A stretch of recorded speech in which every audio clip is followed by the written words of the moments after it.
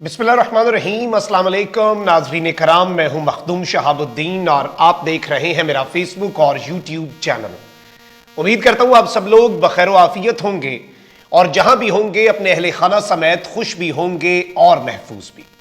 नाज़रीन कराम, एक जानिब तो कल रात गए पंजाब असम्बली में राना सनाउल्लाह पर जूता फेंका गया। 2023 का जो जूता क्लब है उसके दूसरे मेंबर राना सनाउल्लाह साहब बहुत जल्द ही बन गए, लेकिन इस सारे मामले में कुछ और डेवलपमेंट्स भी हैं जो आपके सामने रखनी है।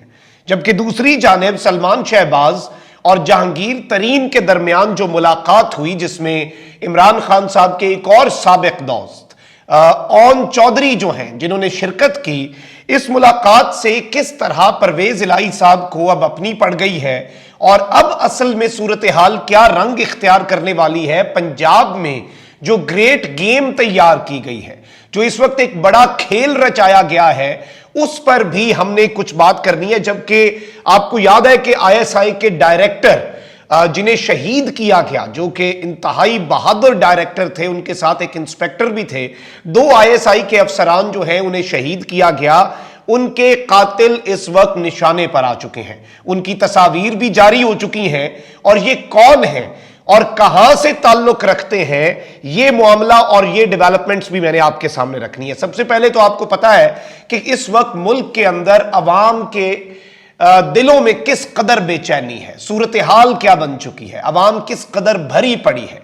और कुछ चीजें होती हैं जिन्हें आप इंडिकेटर्स के तौर पर लेते हैं, कुछ चीजें होती हैं जिन्हें आप समझते हैं, जिन्हें आप आने वाले तूफान का पेश खेमा करार देकर आने वाले तूफान का सद्देबाब करते हैं, और जो ये नहीं करते वो फिर तबाह होते हैं।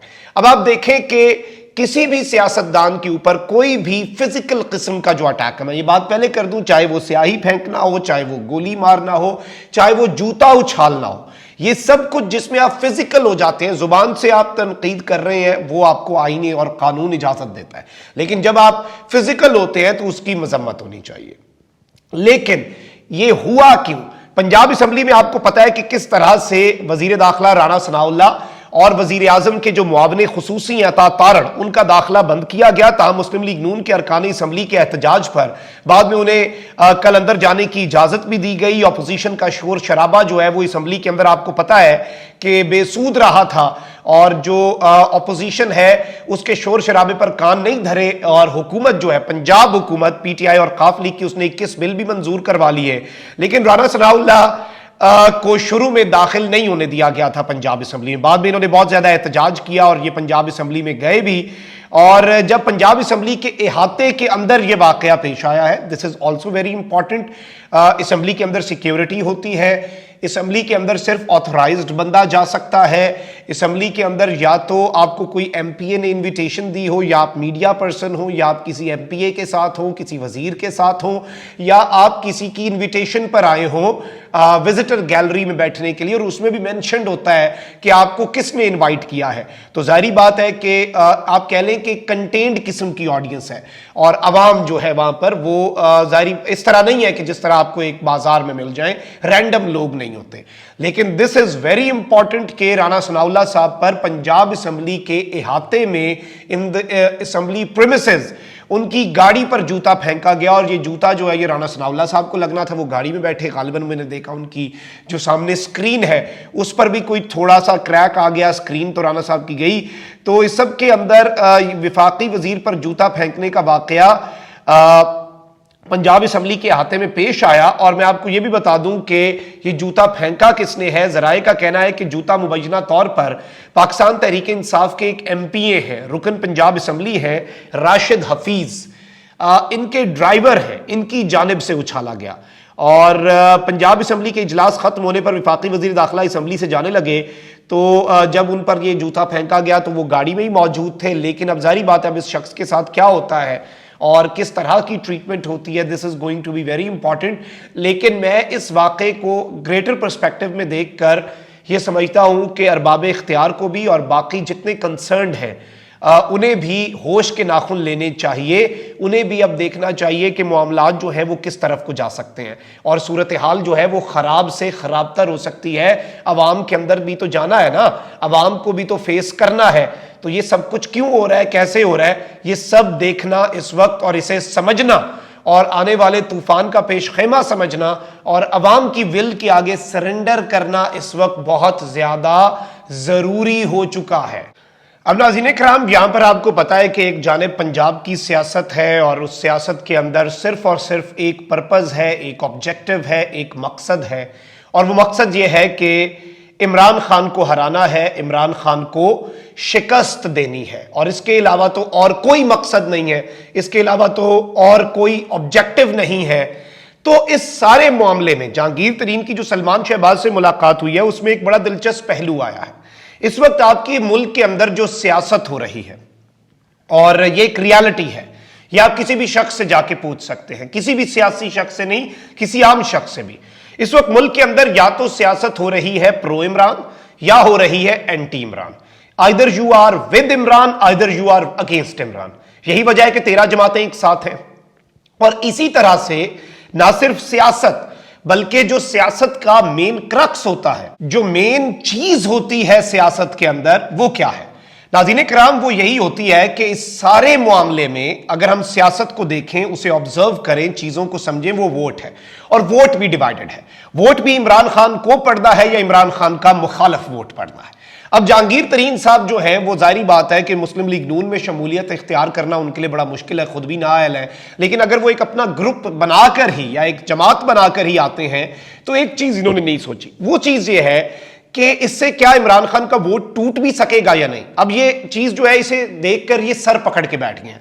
सर पकड़ के इस तरह से बैठे हैं कि इन्हें समझ नहीं आ रही कि करना क्या है, क्योंकि अगर जहांगीर तरीन साहब कहीं पर अपने बंदे खड़े करते हैं तो उससे क्या होगा, नून लीग का वोट टूटेगा, पीडीएम का वोट टूटेगा, क्योंकि वो एंटी इमरान वोट डिवाइड हो रहा है।